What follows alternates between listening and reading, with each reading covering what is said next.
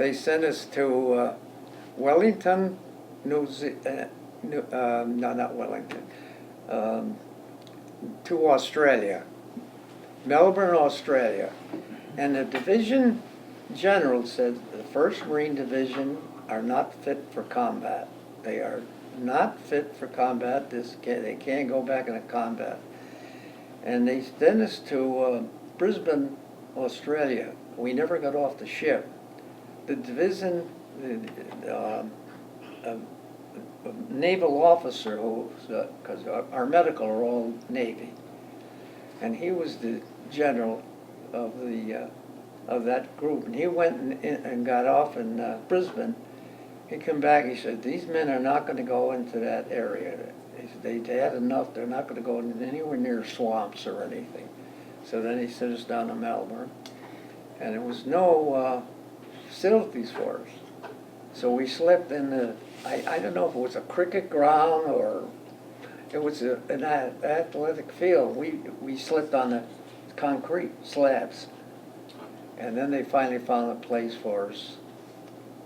And in New Zealand, the name of the place was Paikakariki, a Maori name. That was our base in New Zealand. But in this place, they finally got some barracks for us. They moved some Australian girls out of the barracks. And again, all the men were gone, and the Marines volunteered again. And we had a wonderful time there. Yeah, it was just unbelievable. The girls would stop you on the street, give you notes. If you stop on a bus or train, they'd throw notes in it. I'm 18 or 17. I'm so tall, blue eyes, blonde, phone number, call. And it was this way all the time we were there.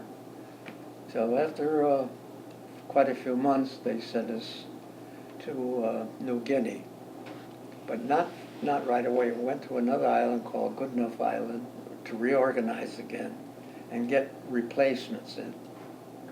And then after replacements, they sent us to New Guinea, and we stayed there for a while. And on Christmas Day, 1943, we went to Cape Cod. Here we are at Mr. Marolda's house for part 2 of the interview. You got to speak a little louder, everybody. Where we left off last time, where you were leaving Guadalcanal. Okay. Well, they finally relieved us of duty, and we went to the shore, and it was almost like a miracle because there's hundreds of troop ships, and a troop ship that brought us into Guadalcanal is picking up and taking us out. Well, on the way in, the sailors didn't treat us very nice, as sailors and Marines are always fighting. So, boy, they took us in, and they couldn't do enough for us. They were bringing us ice cream and candy, and they were treating us really nice. And that was the American Legion. It was a World War I transport. And you would think that the Navy was in charge, but no. It was an Army colonel on a troop ship. He was in command. It was an Army troop ship. So we went to Espirito Santos, and we stopped there, and we had Christmas dinner there. And it was the first time we had fresh meat, fresh anything. And it was it was a wonderful treat. It was a complete dinner. Everything there, even down to ice cream. So then the colonel come out and he said, "Men, you'll be home in the next month or two." Geez, we were all happy. But then the admiral and the general in charge says, "We can't bring these people home looking like this. The American people will be shocked because we all lost 30 or 40 pounds. We were skinny and sick with malaria." So they decided to send us to Australia. But we wanted to go home. But they sent us to Australia for training and have new recruits coming in for those who got sick and those who got killed and died. And and they were issued the new rifle. On Guadalcanal, we had the World War I rifle. And a World War I rifle is 5 shots. And you have to pull a bolt back, drive it forward, pull the trigger. The new M1 was 8 bullets. And once you pushed it in, the first bullet, you could pull the trigger 8 times. And you can see how much that would have helped us out. But we had the old World War I rifle, and then, of course, we had to go to the rifle range again and learn how to handle the new M1. And we stayed there. Well, we were in and out. Most of us were in and out of the hospital. While I was in the hospital, I think for the second time, Mrs. Roosevelt come into our room, President Roosevelt's wife. And she said, "Hello, boys, how are you?" And she stayed there. It was how I got to the hospital. I had malaria on Guadalcanal pretty bad, and a couple times there. And I went into town, and not realizing the bug is still in you, I had quite a few drinks. I come out, and that's the last thing I remember. I woke up on the floor in the hospital, and there's about 8 Marines laying on the floor. And this is an Army hospital, American Army hospital. And the nurses are fighting. I can't take any more Marines in my ward. I'm all loaded up. I can't take any more. And I went out again, and when I woke up, they must have found some almost like private rooms, you know, where you had these small rooms, and there was 4 other Marines, 3 other Marines with me, and we were in almost like, not a ward, but a private room, so they took care of us. And when you had to take medicine, you had to go up to the nurse, sick as you were, and she would give you the pills, you put it in your mouth, and she'd give you water to swallow, and then you had to open your mouth to make sure you took the pills, because maybe some of the fellows want to fake it and get home. So we stayed there, trained, and then we went on transport. We went up the Great Barrier Reef of Australia, all the way up. And I don't know if you know anything about the Barrier Reef, but it's the most beautiful spot in the world. And it's so narrow that you don't have to be escorted by warships, because the Jap subs could not get into this little area and maneuver. So we were completely free to get up on deck or do anything we wanted to. And it was a wonderful trip going up over 1,000 miles, the Great Barrier Reef, biggest barrier reef in the world. It's very famous. And we went to an island called, off the coast of New Guinea. And more training there. And then finally we went to New Guinea. We went loaded on transports again and went to New Guinea. And we made some landings there with the Army. Actually, we took Army troops in for landings there. And because I was an amphibian tractor battalion, the first one ever in the country. And so after a couple of weeks there training and doing things with the Army, we, on the night before Christmas, we loaded it on ships, and this time we had real tank ships that would open up the big front and we'd drive our tanks into that. Before that, they had to lift us in and out of the ship. So we made the landing at Cape Gloucester, New Britain, on Christmas Day, 1943, and it was a terrible place. It was during the monsoon season, and it rained for 31 straight days, and everything was mud, and the only thing that could move was our amphibian tractors, because we were made for sea, water, and land. And it was a mess. I mean, you were knee deep in mud.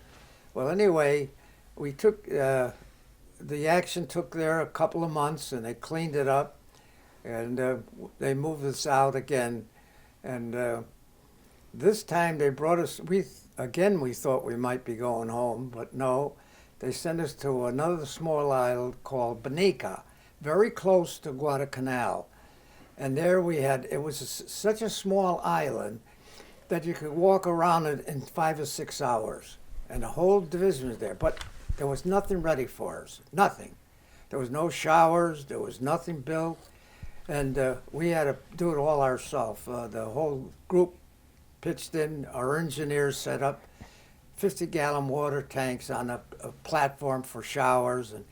And then we stayed there for a couple of months, and then they were going to send a group of us back home again. But we didn't know, what the reason for them sending us back. It was just staff NCOs. You had to have 5 stripes and 2 officers. And they sent us back, but we didn't know that they were sending us to join the 5th Marine Division for Iwo Jima. We were going to go back and get into the 5th Marine. And the trip back was quite pleasant because it was a brand new, I don't know if you heard of Liberty ships. Liberty ships were made, they could make a whole ship in a day and put it together in a day, a Liberty ship. And this was brand new, and you can imagine going over in an old smelly World War I ship and going back in a brand new ship. But something happened there that on the way back home, I come up on deck and there's a fella from Winston there. I couldn't believe it. In the middle of the Pacific Ocean, there's a Marine, and Marty White, his name was. And we were both shocked. We couldn't believe it. So we come back to the United States, and we came underneath the bridge in San Francisco Harbor, the Golden Gate Bridge. And it was a wonderful feeling. And we all got up on deck and we were screaming and yelling and jumping up and down. We're back home. We're back in the States. And they pulled up to the dock, and they had a band playing for us, small band. And we never saw Marine girls. We didn't even know they were in the Marine Corps. This is when they first made Marine girls. And so we were joking, say, hey, girls, how about doing a little dance for us? And then all, kept being, the band, play Jitterbug and let the girls dance. And we're throwing dollar bills out and this like this. And one of the guy hollers up, are you wearing GI panties?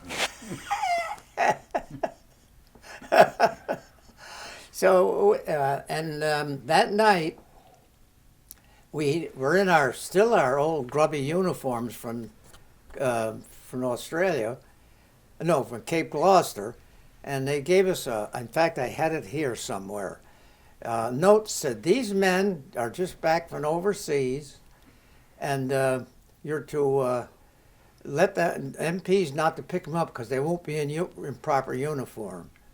And then from there, after we went out on Liberty, and it was so strange.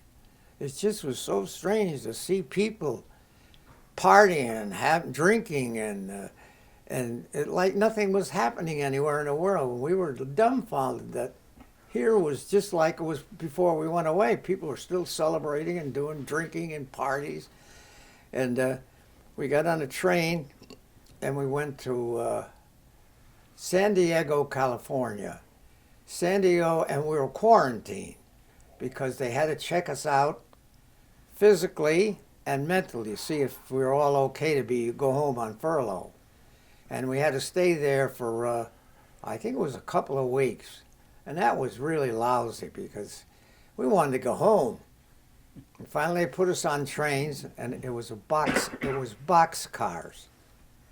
And they had cots on the side of the box car, and they would fold up during the day, and that's what we had all the way. And because we were coming back from overseas, we weren't priority. So they sent us anywhere where the tracks were open. So instead of taking a normal 4 or 5 days to get home, it took like 7 or 8 days because they would track us all down. And you can imagine from San Diego, they sent us to New Orleans to get home, all different tracks. And finally, we got to New York City on the cross from the Hudson River, and they gave us our furlough papers. And that they let us right there. And then we had to get home on our own. And I got to New York and took the train to Waterbury. And from Waterbury, the train coming into Winston wasn't going to come in till like 5 or 6 o'clock at night. And hell, I didn't want to waste 3 or 4 hours, so I went out and hitchhiked, got a ride right away. They took me right to, and they brought me right into town. And then there was a shop where they dropped the stuff on the corner, down where the Dairy Queen is now. And we were standing there, and we had to walk home because there was no taxis or anything in those days. And 2 or 3 girls came out of the factory, and they took us home. They gave us a ride home. And that was that was our welcome coming home.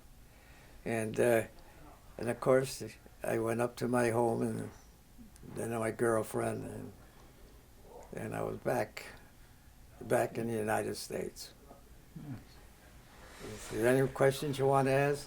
So how did your parents feel when they found out you were back? It was very disappointing to me. I come back after almost 3 years.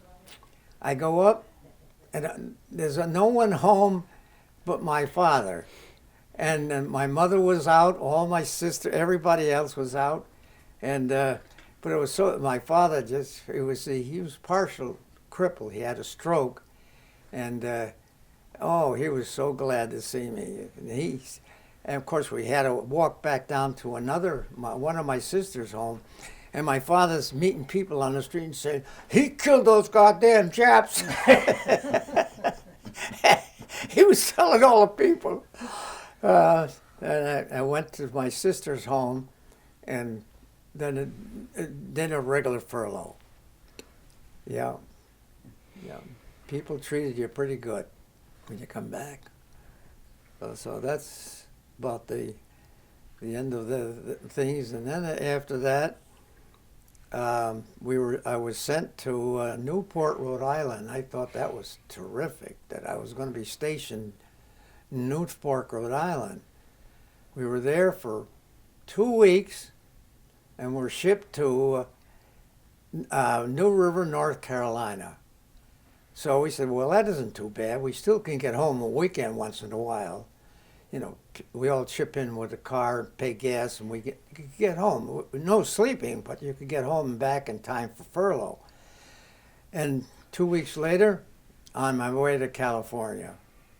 And we went to California, and then I came home and got married.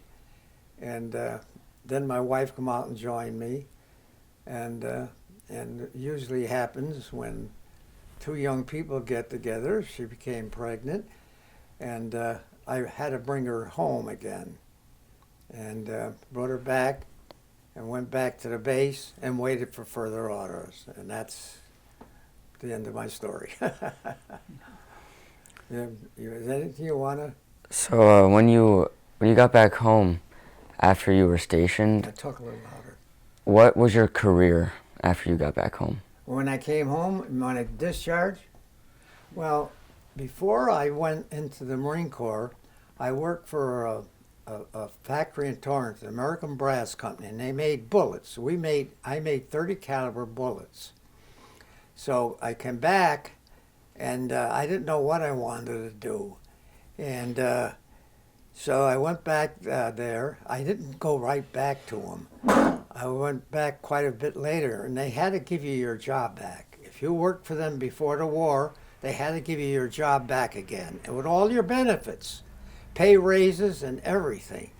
So they gave me my job back, but it was a job for nowhere. You were just going to be almost like a slave. My job was taking 180-pound rolls of brass and stacking them like a donkey.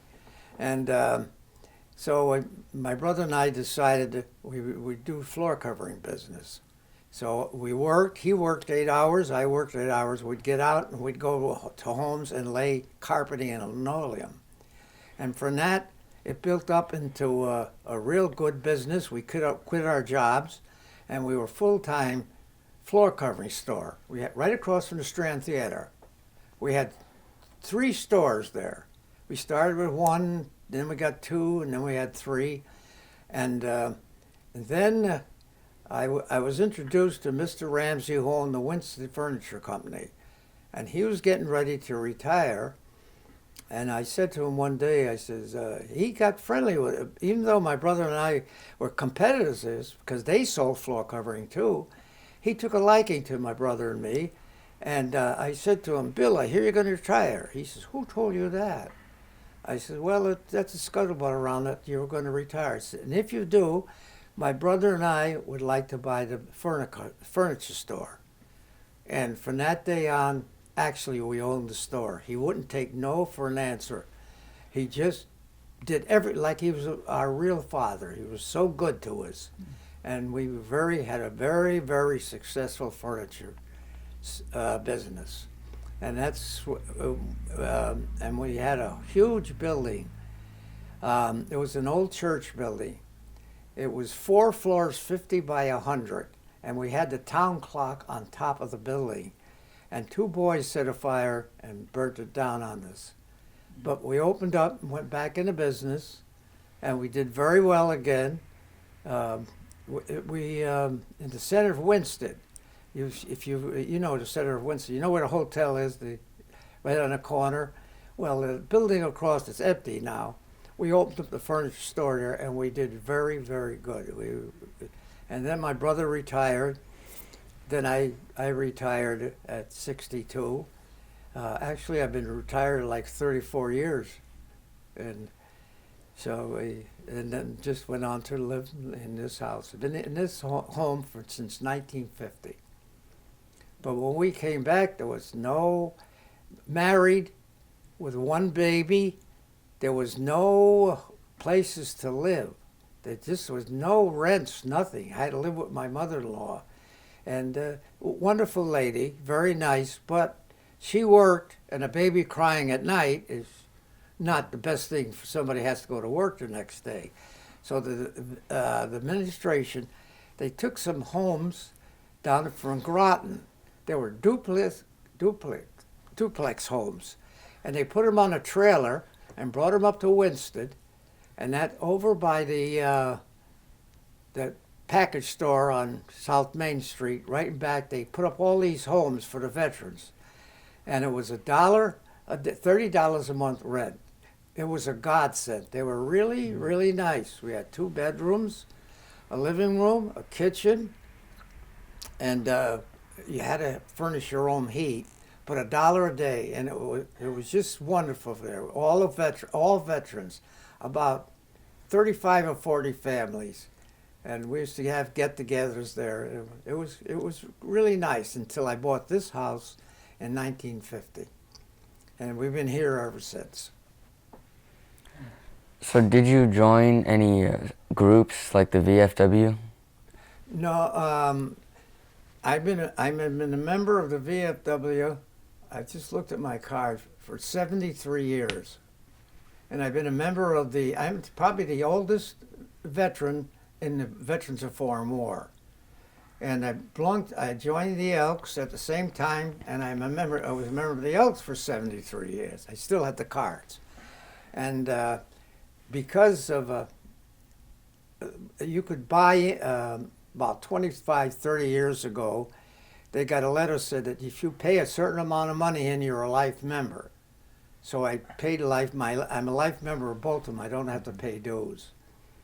And I go down to the veterans once in a while, and I like to go a little more often, but I'm not in the best of maneuverability right now.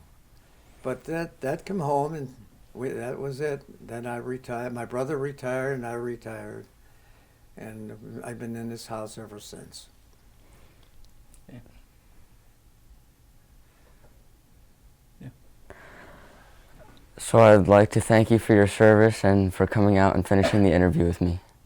Yeah, well, I appreciate you fellows taking your time to come here. So, but that's the story of a World War II veteran.